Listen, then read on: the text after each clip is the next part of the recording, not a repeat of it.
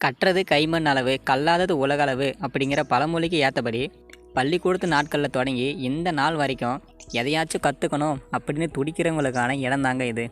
ஏன்னா பள்ளிக்கூடங்களில் மட்டும் இல்லாமல் பொது தளங்களில் கூட பெரும்பாலும் பேசப்படாத சில அப்பட்டமான அறிவியல் உண்மைகளை தான் இங்கே நம்ம பார்க்க போகிறோம். ஃபஸ்ட்டு, விண்வெளியில் இருக்கிற நட்சத்திரங்களை விட பூமியில் அதிக மரங்கள் இருக்குது. நாசா வல்லுநர்களின் ஆய்வுப்படி நமது பால்வெளி மண்டலத்தில் 100 பில்லியன்லேருந்து 400 பில்லியன் நட்சத்திரங்கள் வரை எல்லா இடங்கள்லையும் இருக்குது. 2015ஆம் ஆண்டில் வெளியிடப்பட்ட நேச்சர் பத்திரிகை ஆய்வுப்படி உலகத்தில் இருக்கிற மரங்களுடைய எண்ணிக்கை ரொம்ப அதிகம். அதாவது 3.04 ட்ரில்லியன் மரங்கள் இருக்குது. இரண்டாவது, ஆக்சிஜனுக்கு நிறம் உண்டு. ஒரு வாயுவாக ஆக்சிஜனுக்கு மனமும் கிடையாது, நிறமும் கிடையாது. ஆனால் அதனுடைய திரவ மற்றும் திட வடிவங்களில் இது வெளிர் நீல நிறமாக இருக்குது. மூணாவது, பீரியாடிக் டேபிளில் ஒரே ஒரு ஆங்கில எழுத்து மட்டும் இருக்காது, அது ஜே தான். நம்பிக்கை இல்லைன்னா இப்போவே கெமிஸ்ட்ரி புக்கை எடுத்து ஒரு முறை பரிசோதித்து பார்த்துக்கோங்க. வாழைப்பழத்தில் கதிர் இயக்கம் இருக்குது. இது நம்மக்கிட்ட மறைக்கப்பட்ட விஞ்ஞான உண்மைகளில் ஒன்று. வாழைப்பழங்களில் பொட்டாசியம் இருக்குது அப்படிங்கிறது நமக்கு தெரியும். அதன் பொட்டாசியம் சிதைவு அடையும் போது அவைகள் கொஞ்சம் கதிர் இயக்கத்தை உருவாக்கும் அப்படிங்கிறது தெரிஞ்சிருக்க வாய்ப்பில்லை.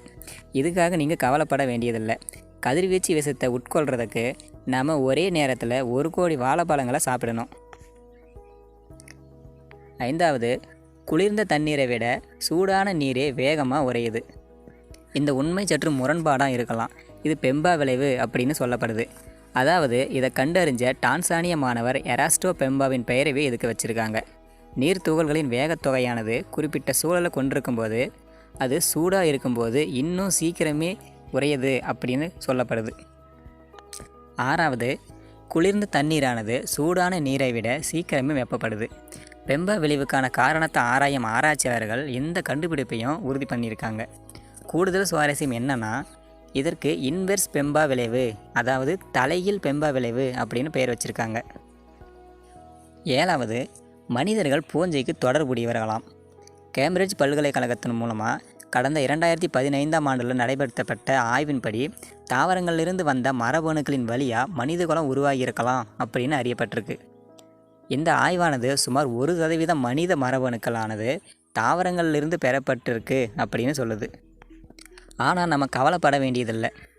எட்டாவது உண்மை என்னென்னா, நமக்கு நிறைய டிஎன்ஏக்கள் இருக்குது. மனித மரபணுக்களில் இருக்கிற டிஎன்ஏவின் எண்ணிக்கையானது சுமார் 3 பில்லியன் அடிப்படை ஜோடிகளும் சுமார் 25,000 மரபணுக்களும் இருக்குது அப்படின்னு விஞ்ஞானிகள் சொல்கிறாங்க.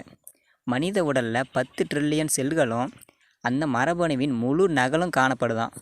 அந்த டிஎன்ஏ எல்லாத்தையும் வரிசைப்படுத்தினா அது பூமிக்கும் சூரியனுக்கும் இடையில் இருக்கிற தூரத்தை விட 100 மடங்கு அதிகமான நீளமாக. ஒன்பதாவது, மற்ற கிரகங்களில் வைரமலை பொழியுதான். நெப்டியூன், யுரேனஸ், ஜூபிட்டர் மற்றும் சனி ஆகிய கிரகங்களில் வைரங்கள் உற்பத்தி செய்யப்படுது அப்படின்னு ஆய்வு முடிவுகள் சொல்லுது. இந்த 4 கிரகங்களிலும் இருக்கிற வளிமண்டலங்கள் கார்பன் அணுக்களை கொண்டிருப்பதாலையும் தீவிரமான அழுத்தத்தின் கீழையும் இது வைரமாக மாறுது. குறிப்பாக நெப்டியூன் மற்றும் யுரேனஸில் இந்த வைரமலை பொழியுது. சனி கிரகத்தை பொறுத்த மட்டும் ஆண்டுக்கு சுமார் 2.2 மில்லியன் பவுண்டுகள் எடை அளவிலான வைர மலைகள் பெழியுதாம். பத்தாவது, உங்களால் பந்துக்களை பறக்க வைக்க முடியும். நீங்கள் சுழற்றி கொண்டே ஒரு பந்தை கைவிடும்போது பலத்த காற்று வீசும் பட்சத்தில் அது பறந்து போகும் அப்படிங்கிறது அறிவியல். இதை மேக்னஸ் விளைவு அப்படின்னு சொல்கிறாங்க. இந்த விளைவை தான் டென்னிஸ் மற்றும் கால்பந்து விளையாட்டை ஒரு தந்திரமாக மற்றும் எளிமையான விளையாட்டாக மாற்றுது. 11, நீரால் ஒரே நேரத்தில் 3 நிலைகளாகவும் இருக்க முடியும். இது ட்ரிபிள் பாயில் அப்படின்னு சொல்லப்படுது. இந்த விளைவின் கீழே உள்ள வெப்பநிலையில் தண்ணீர் ஒரு வாயுவாக, ஒரு திரவமாக மற்றும் அதே நேரத்தில் திடமாகவும் இருக்கும். இதை அடையிறதுக்கு மிகவும் குறிப்பிட்ட நிலைமைகள் தேவை. குறிப்பாக இதை வீட்டில் முயற்சி செய்யக்கூடாது, நம்மளால் முடியாது. 12வது, பாலூட்டி வகையில் ஒரே ஒரு ஜீவனுக்கு தான் ரெக்கைகள் இருக்குது. அது வௌவால் தான். மரத்துக்கு மரம் தாவக்கூடிய அணில்களை இந்த வகையில் சேர்க்கலாமே அப்படின்னு நினச்சிங்கன்னா அது தப்புங்க. அது தாவுது, பறக்கலை. அதனால் வௌவால்கள் தான் இதில் வெற்றியடையுது. ஹீலியமும் புவியீர்ப்புக்கு எதிராகவும் செயல்பட முடியும். தீவிர வெப்பநிலைக்கு பிறகு ஹீலியமானது சூப்பர் ஃப்ளூயிட்டாக மாறும். அந்த நிலையில் ஈலியத்தால் புவி ஈர்ப்புக்கு எதிராக செயல்பட முடியும். 14வது, சூரிய வெடிப்பு மிகவும் சக்தி வாய்ந்ததாக இருக்குது. சூரியனில் வெடிப்பு ஏற்படும் போது கிளம்பக்கூடிய வெப்ப ஆற்றலை தான் சோலார் ஃப்ளேர் அப்படின்னு சொல்லுவாங்க. இந்த ஆற்றலானது 100 மெகாட்டன் அணுகுண்டுகளை ஒரே நேரத்தில் வெடித்து சிதறுவதற்கு சமமாக இருக்குமா. இந்த கொடூரமான கதிர்வீச்சு ஆபத்திலிருந்து நம்மளை பாதுகாக்கக்கூடிய பூமியின் வளிமண்டலத்துக்கு நாம் கோடான கோடி நன்றிகளை சொல்லியே ஆகணும். 15, விண்வெளியில் ஏப்பம் விட முடியாது. நீங்கள் சாப்பிட்ற சாப்பாட்டிலிருந்து திடப்பொருட்களையும் திரவத்தையும் ஈர்த்து பின்னாடி வாயு மட்டும் வாயிலிருந்து தப்பிச்சு கொள்ளும். அதுதான் ஏப்பம்னு சொல்லப்படுது. இது பூமியில் சாத்தியம். ஆனால் புவி ஈர்ப்பு இல்லாத விண்வெளி பகுதிகளில் திரவங்கள் மற்றும் திடப்பொருட்களிலிருந்து வாயுவை பிரிக்க முடியாது. அது வாந்தியாக மாறிடும்.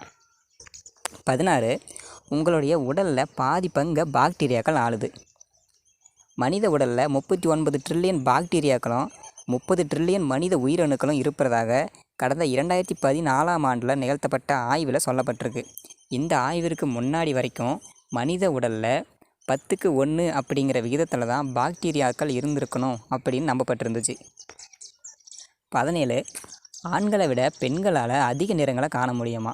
வண்ணங்களை வகைப்படுத்தி காணக்கூடிய திறனானது மரபணுக்கள் எக்ஸ் குரோமோசோமில் காணப்படுது. இந்த வகை எக்ஸ் குரோமோசோம்களானது பெண்களுக்கு 2ம் ஆண்களுக்கு 1ம் இருக்குது.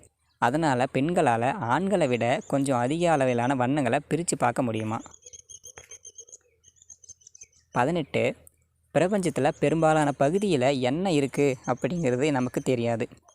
பிரபஞ்சத்தில் 96% மனிதர்களால் கண்டறிய முடியாத இருண்ட விஷயம் மற்றும் இருண்ட ஆற்றலால் நிரம்பியிருக்கு. இந்த பொருட்களை உருவாக்கும் துகள்களானது வழக்கமான விண்வெளி விடயங்கள் அல்லது ஒளியுடன் தொடர்பு கொள்ளாது அப்படிங்கிறதுனால அவைகள் என்ன அப்படின்னு நம்மளால் கண்டுபிடிக்க முடியல.